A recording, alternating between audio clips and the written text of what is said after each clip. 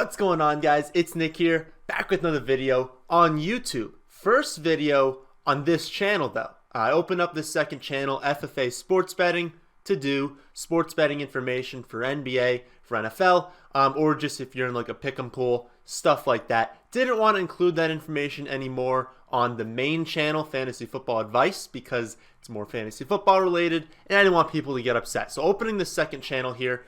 Not going to do NBA every single day, but I'm going to do a lot of days just breaking down the model I have to predict the games, and also going to put all of the playoff predictions for NFL on here as well. Probably. I might still upload it to the other channel, but I'll probably put it on here. So, we've got a slate today. What is it, like 7 games, 6-7 games that I'll talk about. New Year's Eve, Tuesday, so make sure you're on the right day.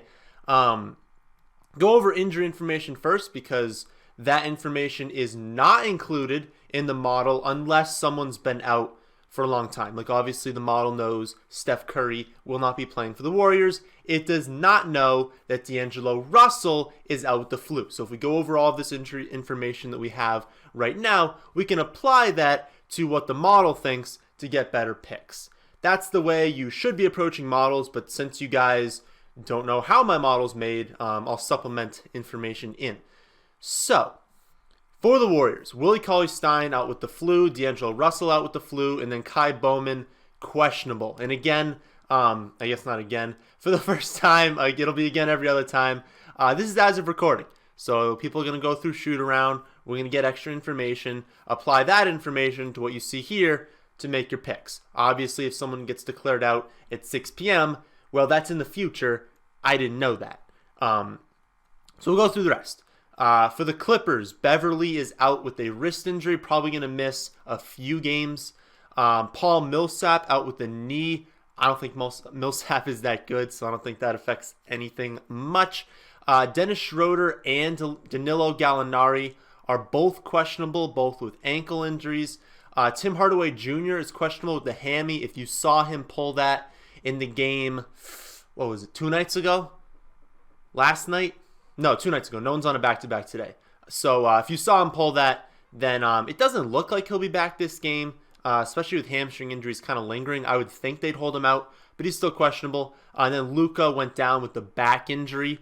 Looked pretty bad, but also initially looked like he really hit his head hard. Go back on the video. Didn't hit his head too hard. Got cleared from the concussion protocol at halftime.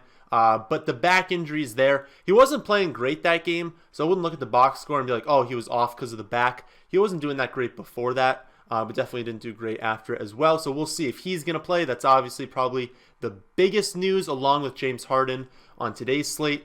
Jaylen Brown flew out. Clint Capella and James Harden are both questionable for the Rockets. Marvin Bagley out with the foot. And then, of course, we've got the Toronto Raptors guys, Siakam, Powell, Gasol, all still out with their ailments. That team has been just crushed with injuries so far this season. So, this is the model. This is all the results. Well, this isn't actually everything in the model, but it's the stuff I wanted to show that like you could kind of pull information from. Obviously, we've got who's home, who's away here. And then I'll just go game by game showing what Vegas has, what my model has for total, for spread, and then kind of what my thoughts are on it. Philadelphia at Pacers will be the first game we'll go over. Right off the bat, we know Philadelphia is much better at home. They are a really good team at home. I wouldn't say they struggle on the road because they're still a good basketball team, but they are much better when they play at home. So on the road today. And then we know the Pacers are also a really good home team. So not surprising, this game favors the Pacers. Both really good defensive teams. I'm not going to call them the best two defensive teams, but they are still both pretty good at effective field goal percentage allowed, not allowing people to score very well. And then both effective field goal percentage on offense, pretty good. So neither team really has an edge offensively or defensively, at least as far as effective field goal percentage is concerned. One thing that's interesting is that obviously we know Philadelphia is a really good team at getting offensive rebounds, right? Because they have Joel Embiid. Indianapolis is pretty bad at that. They allow a lot of offensive rebounds. So one way that Philly can win this game is if Joel Embiid goes off, and that's something you could say about pretty much every game, but there's a chance that Joel Embiid gets a lot of offensive rebounds in this one, and that's how they're able to stay with them. Other than that one thing, they're pretty comparable in almost everything. Score pretty close to the same amount. Of course, in the last 15 games, you're going to get a little variance in like the spread, but both teams are pretty good, and the model thinks the spread is basically perfect. Thinks the total is a bit low, but I wouldn't look too much into that because, yes, both teams are good offensively, and typically when you get two good offensive teams, you can get those games and get into 230, 240, 250. But both teams are solid enough on defense to where I wouldn't jump on the over here. It's a 7-point difference, which is pretty high, but I'm not too excited about that because, again, both teams are pretty good on defense, and so if the shots aren't falling from three, we could definitely get a game that hits like 200 for the total. So I don't think I'd be betting anything on this one. If anything, I would probably take the Pacers +1. They're relatively healthy at this point, and just being at home really helps them. They're really good at home. Philly not as good on the road, as I said before. So I think +1 I would take for that game, even though the model says it's a pretty good line. Clippers and Sacramento. So like I said, no teams are on a back-to-back today, and the Clippers do not play tomorrow, so we should get no resting players for the Clippers. We know Patrick Beverley's out, but that shouldn't affect the line all that much. The model has the game at only 2 in favor of the Clippers, even though Vegas has it as 7. But this is another one I don't think I would fully trust that. We know, obviously, that sometimes we get Paul George sitting, sometimes we get Kawhi Leonard sitting, and so that's all kind of built into the last 15 games, which is kind of what the model looks at. When everyone is healthy and Bagley's out for Sacramento, I don't think they have enough offense to stay with the Clippers, and we know how good the Clippers are defensively, especially with Sacramento not being the most efficient team on offense, having a pretty low free throw rate, a relatively high effective field goal percentage allowed. All of these things, nothing really indicates that there's an area Sacramento is really good at besides they're at home. I mean, them being at home could mean the shots are falling, but everything indicates that the Clippers should win this one pretty easily. So I think I would pick the Clippers there. And then the model has the spread right on target, 223, so I wouldn't touch that. Feels like total. Feels like a pretty good total. Golden State at the Spurs. The model doesn't know that, like I said, D'Angelo Russell is out, Willie Cauley-Stein out, Kai Bowman could miss this game. It's a lot of injuries, and it's a similar situation I just talked about with Sacramento in that can Golden State really keep up with the Spurs here? A 55% effective field goal percentage. That's not very good. They have a higher turnover rate. They're not good on defense at all. A 59% effective field goal percentage allowed. They are forcing turnovers, but they're not going to win this game forcing a bunch of turnovers on the Spurs at home. Spurs at home is good, and I know early in the season the Spurs were really bad on defense. They have gotten a lot better on defense as of late, so I don't see a way that Golden State wins this one. Because, I mean, they could realistically score in the 80s, which is why the model says over by 2 points. I don't love that because I really don't think Golden State can keep up with the Spurs. Now, the over could hit if Alec Burks starts going off, but is that their only hope? And I'm not going to pick Golden State if that's their hope. So I don't think Golden State can win this one. And if anything, I think I would pick the under because I don't think they can score enough. Like, I don't think they can score more than like 80, and I don't think it's going to be 80 to 120. I think it's a better prediction. I think a good prediction of this game would be like 110 to 90, which would be very comfortably on the under. So I think I might even pick the under on this one. Denver at Houston. Like I said, we've got Capella and James Harden, both questionable. The game is at home, and we should get Russell Westbrook playing in this one. I agree with the model. I think -2 is getting a little bit cute. Houston is definitely a better team than Denver. I'm not saying Denver's a bad team, but Denver definitely plays better at home. They're on the road in this one. And I just think that James Harden potentially being out and Capella potentially being out is baked into that line. And if, let's say we get word, like you should have Fantasy Labs on push notifications. If we get word that both or even really just one of those guys is in, then I think this line is off. And what is it, Hartenstein, whatever his name is, he's actually been pretty good in filling in for Capella. So I don't really think that Capella being out should push the line all that much. Obviously, James Harden definitely should. But if he's going to be back in this one, then I don't think it should be at -2. And since there's a chance he is back, I think -2 is a bad line. I mean, just looking at it, like effective field goal percentage definitely favors Houston. Free throw rate absolutely favors Houston. Denver's forcing a little bit more turnovers, but being at home is going to help Houston in that area. Denver's allowing a lot of offensive rebounds. So definitely if Capella comes back, that's going to be an area that Houston can exploit. So -2 just doesn't feel like a very good line. So I would take that one. Dallas at Oklahoma City, 1.5 points in favor of Dallas here.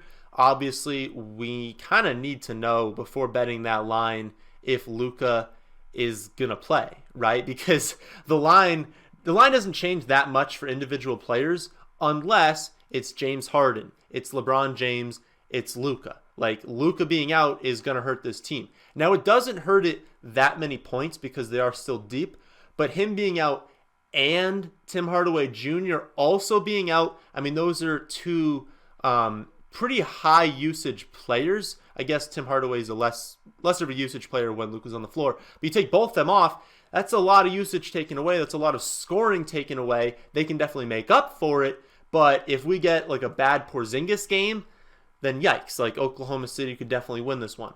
However, like I think THJ is out. I'm just going to assume that. But if Luka plays in this one, then I don't think only being 1.5 point favorites is fair. Yes, Oklahoma City's actually been pretty good. They're comparable. Actually, they're comparable. They're barely below them in effective field goal percentage and effective field goal percentage allowed. So both teams pretty comparable in those areas. Oklahoma City even forcing more turnovers, definitely getting less offensive rebounds, but forcing more turnovers. And then spread, I don't think, Oklahoma City isn't too far off in the trailing spread. So I guess if you think Luka's fine, I would take the 1.5 definitely, or I guess lay the 1.5, take -1.5 on the Dallas side. But if you just want to wait, I know the sports books are really good at taking the lines off, but if you've got Fantasy Labs on push notifications and you've got a tab open for this bet and you see it come through and you can get it in before they take it off, I definitely think this is a bad line if Luka plays. So that's my take on that game. But the books are pretty good at taking the bet off the books once news comes in. You can still squeak things in sometimes. Cleveland at Toronto. My model has this as a perfect line so far, even with all the injuries. So like we went through, you've got Siakam out, Norman Powell out, Pau Gasol out. For a lot of teams, that would be it. You'd be like, wow, we're not winning this game. But Toronto's so deep. They've got so many good players and so many players that can score to make up for it, that being at home, I mean, I might even take -9.5. Like, you look, there's no area besides, I feel like there was one when I looked through it, and we'll look through it in a second. There's like no area where Cleveland has an advantage. Like they have a horrible effective field goal percentage, not an efficient team at all. They have a massive turnover rate, 14.5% turnover rate. That's not good, especially when you're playing a team who has a massive 12.6% turnover rate forced. So Toronto's exceptional at forcing turnovers, and Cleveland turns the ball over like every possession. So that's not good. You've got Cleveland with a near 60% effective field goal percentage allowed. That's not good when you're playing a relatively efficient team in Toronto. Free throw rate, Cleveland having one of the worst free throw rates in the league. Forcing turnovers, Cleveland doesn't force any. Toronto forces a ton, like I just said. There's like nothing. I mean, I don't even know what it was I saw before. Offensive rebound percentage. There. Cleveland wins one thing, but they're barely winning it. So, losing by an average of 10.5 points over the last 15 games, there's no way. There's no way Toronto loses this game at home, so I would even take the negative 9.5. For total, this is another one that I just wouldn't bet, even though the model says it's off by 5, just because Cleveland, like I said, I mean, they might not score in this game, and it's tough to take the over when a team could realistically score like 90. You just need Toronto to crush, and especially with them being down a few offensive weapons, I don't think I would touch the total there. Last game, Boston at Charlotte. We've seen Boston play Charlotte a few times this season. I believe it's been twice, could have been 3 times, but I think it's only been twice. They crushed them both times. My model has the line basically perfect, but I would definitely take Boston minus 6.5 even on the road. 53.7% effective field goal percentage for Charlotte. That's horrible. Boston is a really efficient offense. We've got turnover rate forced, definitely favoring Boston. Nothing else really standing out, but this is basically enough for me. The effective field goal percentage, 53.7 to 59.7. Boston is just a better team. I know they'll be down Jaylen Brown, but they also got Marcus Smart back. This, I guess, is a Terrence revenge game, but listen, Terry Rozier is not going to lift the Hornets over Boston here. Like, Boston just has way too much firepower when even just most of their players are healthy. If Jaylen Brown was playing, they would dominate them because he's been playing exceptional. But, I mean, they've got Tatum, they've got Kemba, they've got Smart back. They have enough offense to absolutely demolish Charlotte, even on the road. Vegas has the total pretty low. I guess just being because Charlotte is so bad on offense that maybe they don't score enough points to keep this game up. But both teams aren't like exceptional on defense. So I don't hate the over. My model definitely says, yeah, this game is going to be lower scoring. But if Charlotte at home, if Devontae Graham has just been in a slump recently, if he can get things going and if Scary Terry can get things going, then I think Charlotte can put up enough points for the over to hit on 209.5. So I wouldn't be scared of hitting the over on this one, but I wouldn't be excited about it. I think my favorite bet in that game would still be Boston minus 6.5. So that'll be the slate on this New Year's Eve day.